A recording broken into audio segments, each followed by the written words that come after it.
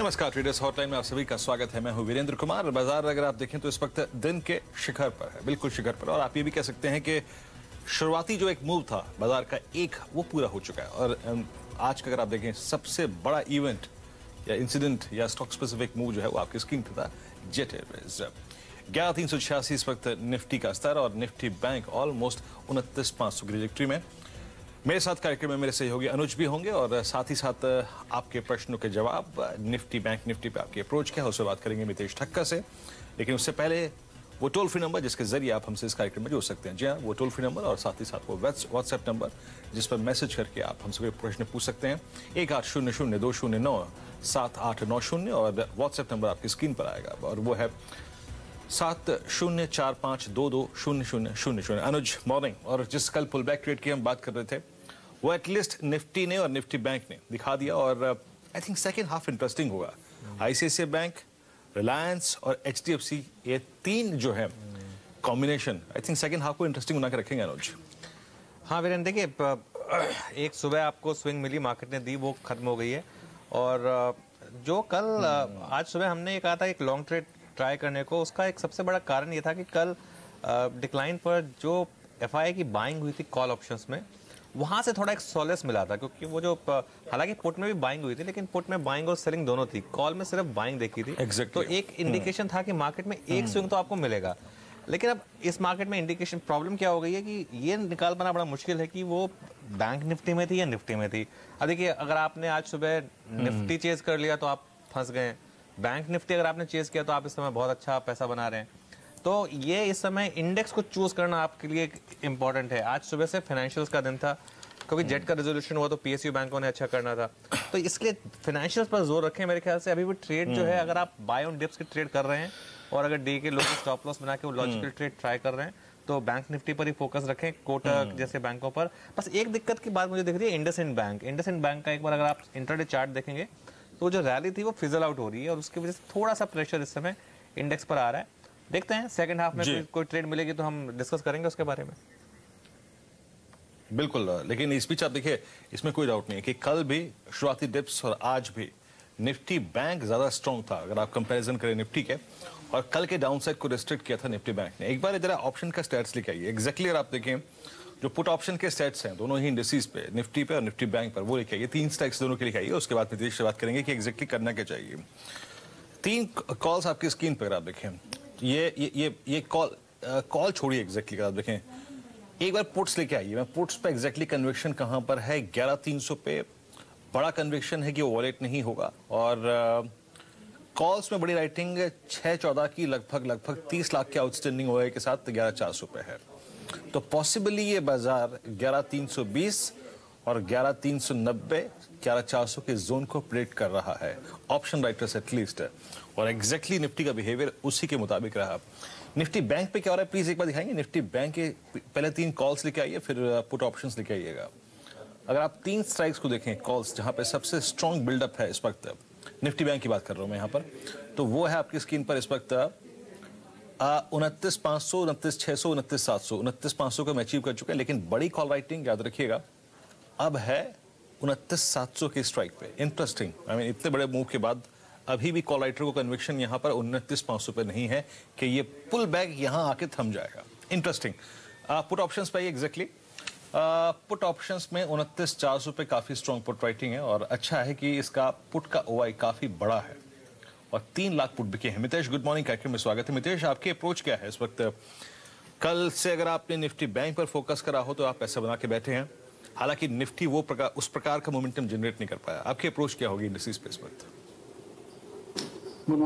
I think जो हमने कल परसों गिरावट देखी थी वो ब्रॉडली करेक्शन या पुल बैक बोल सकते हैं। 11,350 330 के रेंज को अभी तक किया है और आई थिंक अभी तक इंट्राडे चार्ट सुधरे नहीं है। ऊपर से 11,400 में उसके इंट्राडे एवरेजेस भी है निफ्टी के। तो मेरे ख्याल से थोड़ा कंसोलिडेशन, थोड़ा सा टाइम वाइज करेक्शन हो सकता है, 2-4 दिन हो सकता है मार्केट सबड्यूड रहे। परंतु चूंकि मेरा ब्रॉडर ये मानना है कि ट्रेंड ऊपर की तरफ है, तो आई थिंक गिरावट पे 11,330 350 की रेंज में आई थिंक बाइंग की सलाह दूंगा। और similarly I think bank Nifty में जो मेरी रेंज है वो करीबन 28,900 से लेकर 30,000 के बीच ही है। मेरे ख्याल से कुछ दिनों तक मार्केट शायद एक रेंज में रहेगा, तो बाय ऑन डिप्स ज़्यादा बेटर स्ट्रैटेजी रहेगी। मितेश की अब एक काम करते हैं, चला कुछ दर्शकों को जोड़ लेते हैं हमारे साथ। सबसे पहले विनीत है मुंबई से हमारे साथ। Good morning Vineet. Good morning sir. पूछिए अपना सवाल। सर मेरे एक भारत इलेक्ट्रॉनिक का कॉल बाय किया 100 का कॉल है। ओके मार्च एक्सपायरी का 1.65 में। ओके ठीक है। अब एक्सपायरी तो परसों ही है सर। एक्सपायरी अभी परसों एक्सपायरी का ही बाय किया था सर। हाँ नहीं, वो थोड़ा गलत बाय हो गया आपका और अब तो स्टॉक थोड़ा उस भाव से नीचे है। मितेश, कुछ मिलेगा इन्हें या फिर निकल जाए यहाँ से? देखिए आई थिंक ये तो आई थिंक इसमें कुछ ज़्यादा प्रीमियम बचा नहीं है और स्टॉक में भी ऐसा कोई सिग्नल नहीं है कि इमीडिएटली स्टॉक 100 की तरफ जाएगा। मुझे एक्चुअली स्टॉक पसंद है, इवेंचुअली आई थिंक ये स्टॉक अप ट्रेंड में है, परंतु 4 वीक में 75 से 95 होने के बाद कंसोलिडेट कर रहा है, तो मेरे ख्याल से निकल जाए, 20 पैसा भी ले लें, क्योंकि चांसेस बहुत कम है कि इसी एक्सपायरी में वो 100 के ऊपर जाएगा। अगली एक्सपायरी के लिए जरूर मुझे लगता है कि चांसेस काफ़ी ब्राइट हैं, परंतु फिलहाल के लिए आई थिंक मार्च का अगर जो इनका पोजीशन है उसमें एग्जिट ले लें।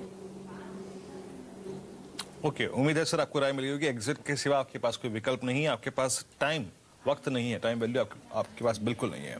अच्छा, कुछ ऐसा ही प्रश्न अगला भी है और ये है सत्येंद्र पांडे, गाजियाबाद से ही है। पांडे साहब नमस्कार। नमस्कार जी। पांडे जी सर हाँ जी, कैसे हाल चाल है? मैंने आईसीआईसीआई बैंक का 400 का कॉल लिया हुआ है। हाँ। हेलो, और मेरा एवरेज है ₹2.40 का। ओके, आईसीआईसीआई बैंक, देखिए इसमें कोई दो राय नहीं है कि मार्च की सीरीज इसको बिलोंग करती है, लेकिन इसमें भी कोई दो राय नहीं है कि 400 के प्राइस पे ये एग्जॉस्टेड, थकान अगर आप देखें फील कर रहा था। अच्छा, कल मितेश ये पहला ऐसा स्टॉक था with in the basket of PSU banks जो कि अपने 10 डेमा के नीचे आया और वहां आपका निफ्टी बैंक जो था वो 10 डेमा के नीचे आने को तैयार नहीं था। यानी एक हल्की सी वीकनेस कल इसने दिखाई, लेकिन आज इसने उसको रिगेन किया है 10 डेमा को। लेकिन मितेश, दिक्कत यह है कि इनके पास टाइम वैल्यू नहीं है, लेकिन आज का सेशन इंटरेस्टिंग लग रहा है इसकी कैंडल को देखते हुए। क्या राय देंगे? आज का सेशन देख लें एक बार।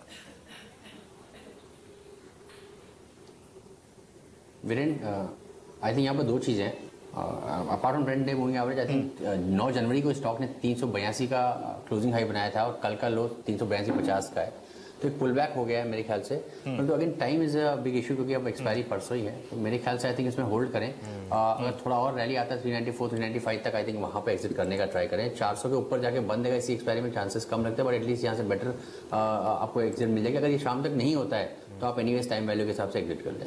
चलिए ठीक है, टाइम वैल्यू के हिसाब से एग्जिट कर लें, वो बेटर रहेगा। आगे बढ़े इससे पहले एक बार जरा एशियन पेंट्स का इंट्राडे चार्ट लेकर आइए, और अगर टिक बाय टिक क्लास करेंगे तो और भी अच्छा होगा। और ये पिछले 2-3 दिन से कल थोड़ा सा कंसोलिडेशन हुआ था पेंट स्टॉक्स में, लेकिन अभी एक ब्रेकआउट आप देख रहे हैं, फ्रेश ब्रेकआउट है इस समय एशियन पेंट्स में, और अच्छा खासा मूव इसमें आ रहा है। और एशियन पेंट्स तो खैर पिछले 5-6 मिनट में ऑलरेडी चल चुका है। उसके अलावा एक बर्जर पेंट्स का भी चार्ट लेकर आते हैं, उसको भी इंट्राडे देखिए। थोड़ा आज क्रूड में भी डिक्लाइन है, तो उस पर थोड़ा सा इम्पैक्ट आ रहा है इस समय पर। मितेश, आगे बढ़ो इससे पहले मैं जरा इन 2 स्टॉक्स पर आपकी राय लेना चाहूंगा, एशियन पेंट्स और बर्जर पेंट्स। कोई भी स्टॉक अच्छा लग रहा है आपको यहाँ पर? अनुज, दोनों ही अच्छे लग रहे हैं। बर्जर पेंट इनफैक्ट मेरा इसी शो के लिए रिकमेंडेशन भी है। मुझे लगता है कि 325 और फिर 331 तक ये स्टॉक जल्दी जाएगा, और मैंने एशियन पेंट्स को भी कंसिडर किया था, और आई थिंक यहाँ पर भी अप ट्रेंड बना हुआ है, हायर हाइज कंटिन्यूसली बन रहे हैं। स्टॉक अगर 1470 के ऊपर ही बंद देता है तो मेरे ख्याल से एक अच्छा क्लोजिंग ब्रेकआउट होगा, हाईएस्ट एवर क्लोजिंग होगी स्टॉक के लिए, और फिर जो हम टारगेट देखेंगे करीबन 1525 से 1530 की रेंज के रहेंगे। तो दोनों स्टॉक मुझे पसंद है, इतने कि आज के लिए मैंने बर्जर पेंट सुझाया था, क्योंकि रिस्क रिवॉर्ड एंट्री के हिसाब से आई थिंक थोड़ा सा बेटर प्लेस्ड है। जी हाँ, बर्जर पेंट्स रिस्क रिवॉर्ड में थोड़ा बेटर प्लेस्ड है। एक बार जरा इसका चार्ट लेकर आते हैं पिछले कुछ दिनों का। ये इसलिए इस पर हम थोड़ा टाइम स्पेंड कर रहे हैं क्योंकि एक फ्रेश आपको एक सेक्टोरल ब्रेकआउट दिख रहा है एशियन पेंट्स में भी और बर्जर पेंट्स में भी। ये आज का चार्ट है, और अब अगर आप इसका थोड़ा सा पुराना चार्ट देखेंगे तो देखिए ये जो बात में कह रहा था, कंसोलिडेशन से थोड़ा सा बाहर आने की कोशिश कर रहा है, इसलिए इस समय स्टॉक में आप अच्छा खासा मोमेंटम देख रहे हैं। इस पर नजर रखिएगा। मितेश ने कहा ये उनकी कॉल भी है इस घंटे के लिए। अब देवेंद्र हैं हमारे साथ कल्याण से। Good morning Devendra. Good morning. आप पूछिए अपना सवाल। सर मेरे पास एक लॉट है पीएनबी का 94.95 पे लिया है, ओके। और एक लॉट है एसबीआई का, वो 305.10 पे लिया है, तो उसका क्या आउटलुक है सर? चलिए आउटलुक पूछ लेते हैं। मितेश, क्या राय होगी आपकी? अनुज, ये सेगमेंट मुझे काफ़ी पसंद है, दोनों ही पीएसयू बैंक्स जो हैं, परंतु रैली के बाद थोड़ा सा स्टॉक रुके हुए हैं। पीएनबी तो मैं क्लियरली सजेस्ट करूंगा कि आई थिंक कल का जो लो है 8920 का, उसको आप स्टॉप लॉस मान के इसको रोल ओवर कर लें। चांसेस काफ़ी अच्छे हैं कि स्टॉक अगली एक्सपायरी में कहीं ना कहीं 100-102 के आसपास की एग्जिट इनको दे देगा। SBI अनुज मेरा थोड़ा सा व्यू ऐसे तो तेजी का ही है, परंतु हमने कहा था कि 305-308 जो लेवल होगा उसके लिए प्रॉफिट बुकिंग जोन रहेगा, वहाँ पर हमने हिस्टोरिकली काफ़ी हाइज देखे हैं, तो आई थिंक होल्ड करें। अगेन कल का लो स्टॉप लॉस मान लें, परंतु 305-306 के आसपास आता है तो एक बार प्रॉफिट बुक कर ले। उसके ऊपर अगर ब्रेकआउट आएगा तो तेजी होगी, परंतु इमीडिएटली आएगा या रुक के आएगा वो कहना मुश्किल है। कंपेरेटिवली आई थिंक जो मिड कैप PSU बैंक हैं, oriental bank of commerce, PNB, उनके पैटर्न ज़्यादा स्ट्रॉन्ग है। उम्मीद है राय मिल गई होगी सर आपको। और हमारे साथ अब आशीष परमार हैं इंदौर से अपना प्रश्न पूछने के लिए। आशीष जी नमस्कार, प्रश्न पूछिए अपना। जी good morning sir. Good morning, good morning, प्रश्न पूछो जी देखिए DCB बैंक मैंने बाई किया था 204 रुपीज पे, 10 लॉट्स है बाई किए हुए, और इसके अलावा टाटा LXC है 1006 रुपीज पे, उसमें भी 10 लॉट्स है फ्यूचर्स बाई। काफी हैवी ट्रेडिंग करते हैं आप, है ना? काफी बड़े लॉट्स की संख्या आपके पास है। देखिए आपका DCB तो फिर भी ठीक है, आई मीन टेक्निकली बहुत साउंड है, लेकिन टाटा LXC को लेकर मैं बहुत आश्वस्त नहीं हूँ क्योंकि कंप्लीट डाउन ट्रेंड में था और आपने एक हल्के से टेक्निकल पुलबैक में इसको लॉन्ग कर लिया। मितेश आई थिंक उतना रिस्की DCB नहीं जितना टाटा LXC रिस्की है, और दोनों में अगर आप देखें 10-10 लॉट की इनका जो एक्सपोजर है काफी बड़ा है। क्या कहते हैं, क्या राय देंगे इनको? जी Tata LXI I think actually pullback rally थी, परंतु जल्दी टर्मिनेट हो गई। मुझे लगा था कि और ऊपर जाएगी स्टॉक की रैली। इसमें आई थिंक एक काम करें कि इसी लेवल्स के आसपास एक इंटरडे स्विंग पिवट है 940 का, तो 940 का स्टॉप लॉस लगा लें। अगर वो नहीं टूटता बाउंस बैक में 965-970 आता है तो एटलीस्ट आपको बेटर एग्जिट मिल जाएगी यहाँ पे। DCB की अगर मैं बात करूँ तो मेरा व्यू काफ़ी पॉजिटिव है यहाँ पर। स्टॉक पिछले हफ्ते पूरी पुल बैक देखे, आई थिंक वापस से इस हफ्ते का जो लो है, यानी कि जो कल का लो है 193 का, आई थिंक तोड़ने के चांसेस काफ़ी कम लगते हैं। और मुझे लगता है कि अगर आप इसको रोल करेंगे तो 210-211 की एग्जिट आपको अगली एक्सपायरी में जल्दी दे देगा, फर्स्ट या सेकंड वीक ऑफ अप्रैल में। तो उसमें बने रहे कल की लो के स्टॉप लॉस के साथ। जी हाँ, 10 लॉट और एक साथ लेना, जैसा अभी रहने का काफ़ी ब्रेव हार्ट ट्रेडर हैं आप। तो लेकिन अगर पोजीशन साइज बड़ी है तो स्टॉप लॉस भी उसी हिसाब से रखना कई बार ज़रूरी हो जाता है। अब हमारे साथ अगले कॉलर हैं दर्पण गोयल चंडीगढ़ से। गुड मॉर्निंग दर्पण।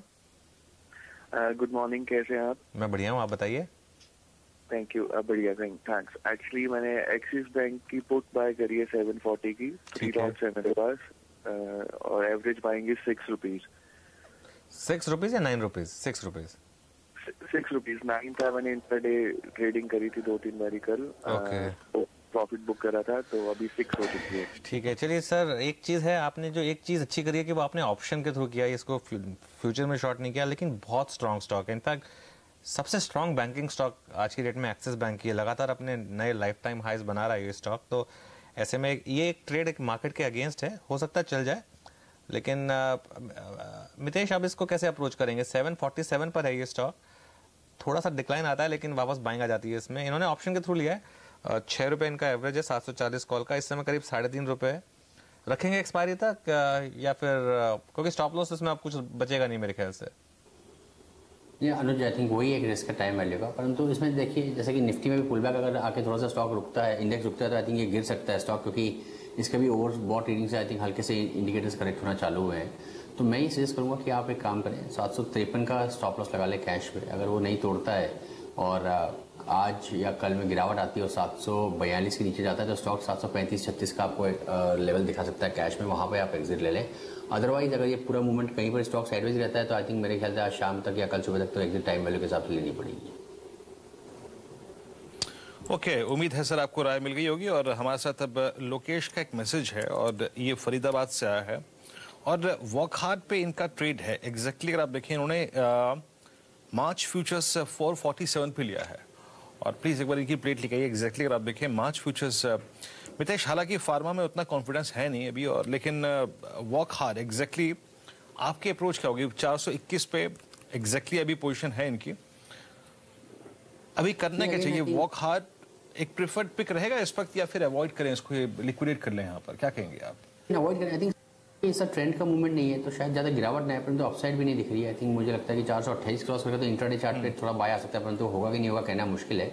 या फिर कल का लो का स्टॉप लॉस लगा लें, परंतु overall not the best stock to have position, तो मेरे ख्याल से एग्जिट करना ज़्यादा बेटर रहेगा। चलिए ठीक है, और एक बार जरा वापस एशियन पेंट्स लेकर आइए, और बर्जर पेंट्स जिस लेवल पर हमने बात की थी वहाँ से एक अच्छा खासा सर्च आप देख रहे हैं तो एक इनफैक्ट पूरा कंजम्पशन बास्केट में एक अच्छी खासी बाइंग स्टार्ट हो गई है। सिर्फ एशियन पेंट्स ही नहीं, बाकी भी स्टॉक्स जो हैं, नेस्ले देख लीजिए, नेस्ले में इस समय एक थोड़ी सी बाइंग हो रही है, ब्रिटानिया में इस समय थोड़ी सी बाइंग हो रही है, कजारिया सेरामिक्स में थोड़ी सी बाइंग हो रही है। तो पूरा पूरा जो पैक है इसमें थोड़ी थोड़ी सी बाइंग आप क्लियरली देख सकते हैं। और नेस्ले इस समय in fact stock of the moment है, जिस तरीके की बाइंग इसमें हो रही है। तो अच्छे खासी इंडिविजुअल स्टॉक्स में इस समय बाइंग आप देख सकते हैं। अगले कॉलर अमिता पाल भोपाल से। Good morning Amita ji. Morning sir. क्या सवाल आपका पूछिए। मैंने रिलायंस से पैलोट लिया था at the rate of 4.15 and I am totally confused. नहीं, स्ट्राइक 1400 की स्ट्राइक लिया आपने? नहीं, बहुत दूर की स्ट्राइक ले ली मैडम। नहीं मैडम, देखिए अब एक तो खैर पहला एक डिस्क्लेमर दे देते हैं, ये कंपनी वो है जो हमारा चैनल चलाती है, लेकिन अब ये इसमें आपको कुछ मिलना नहीं है क्योंकि एक्सपायरी परसों है और 54 रुपये का मूव एक्सपेक्ट करना रिलायंस जैसे स्टॉक में थोड़ा टफ है मैं कहूँगा, क्योंकि मार्केट में अब वो मोमेंटम नहीं जो 3-4 दिन पहले था तब। लेकिन अब 1 रुपये 35 पैसे इसका भाव है। मितेश, 4 रुपये पे लिया है इन्होंने, इसको रखें एक्सपायरी तक या फिर ये 1-1.5 रुपये ले लें, या फिर आज का वेट करें, थोड़ा मोमेंटम है, शायद 2-2.5 रुपये मिल जाए इन्हें? कैसे अप्रोच करेंगे इसे? अनुज, वो चांसेस है कि आपको शायद यहाँ से बेटर एग्जिट मिल जाए, परंतु मुझे लगता है कि ओवरऑल आई थिंक ये ट्रेड एक्सपायरी में इन द मनी नहीं होगा। मतलब कि 1400 के ऊपर जाने के चांसेस कम लगते हैं। स्टॉक का पैटर्न अच्छा है, परंतु रैली के बाद आई थिंक स्टॉक ने भी ब्रीदर ले लिया, इंट्राडे चार्ट पे क्लियरली आई थिंक कंसोलिडेट करता हुआ दिख रहा है। तो बने रहे। एक स्टॉप लॉस में सजेस्ट करूँगा 1334 का। कैश में अगर वो नहीं टूटता है तो ये 1365 के आसपास तक आ सकता है। वहाँ पे आई थिंक इनका शायद ऑप्शन का वैल्यू 2.5-3 रुपये के बीच में होगा, तो वहाँ पर एग्जिट ले लें। अदरवाइज अगर ये सब मूवमेंट कल तक नहीं आता तो कल सुबह तो डेफिनेटली एग्जिट ले लें। ओके, चलिए अब हमारे साथ उम्मीद है सर आपको राय मिल गई होगी। और हमारे साथ अगले दर्शक हैं, ये हैं हरिद्वार से राम। हरिद्वार में कहाँ रहते हैं राम जी आप? सर शिवालिक नगर में रहते हैं सर, आपके मोहल्ले में। चलिए, शुक्रिया शुक्रिया, हरिद्वार की याद दिला दी आपने सुबह सुबह। आज नाम भी आपका राम है, तो पूरा का पूरा अगर आप देखें तो आज आपने मूड बना रखा है। ये बताइए कि क्या लिया है आपने? सर LNT लिया है 1385। लिया क्या है? लोट आज LNT लिया है 1385 पे एग्जैक्टली। चलिए मितेश, 1385 पे इन्होंने LNT कमिट किया है, 1382 का स्तर है यहाँ पर। आपकी राय क्या है?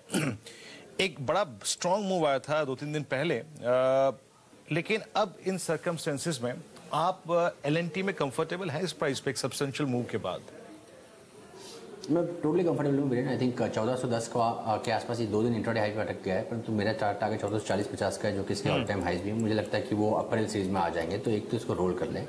स्टॉप लॉस जो मैं सजेस्ट करूँगा यहाँ पर होगा करीबन 1360 के जस्ट नीचे का, 1356-57 के आसपास का आप स्टॉप लॉस लगा लें कैश में। वो लेवल्स नहीं टूटते हुए लगते और चांसेस है कि I think April first week में स्टॉक 1440 के आसपास होगा, तो वहाँ पर आप एग्जिट लेंगे। चलिए ठीक है, एक जरा नज़र मार्केट पर रखिएगा। इस समय हल्का सा आप डिक्लाइन देख रहे हैं। निफ्टी अब सिर्फ 18 पॉइंट ऊपर रह गया और बैंक निफ्टी में भी पिछले 10-15 मिनट में हल्की सी एक डिक्लाइन आपने देखी है, तो वो भी थोड़ा सा नीचे है इस समय। थोड़ा एकदम क्लीन रैली नहीं है आज ये, जितनी क्लीन हमने पहले देखी थी, लेकिन रैली तो है, लेकिन थोड़ा सा आप इंट्राडे हाई से स्लिप देख रहे हैं। अच्छा, अब एक SMS आया है हमें, आर्यन ने सूरत से भेजा है। टाटा मोटर्स की इन्होंने पुट बाय की है, 175 की पुट इन्होंने बाय की है 4 रुपये 25 पैसे पर। और देखिए क्योंकि टाटा मोटर्स और इतना वॉलेटाइल है, इसलिए शायद इसमें इस समय भी 4 रुपये का भाव चल रहा है। लेकिन अगर आप इसका स्पॉट फ्यूचर का प्राइस देखें कि जो 172 का इसका प्राइस है, तो आपने ली तो इन द मनी है।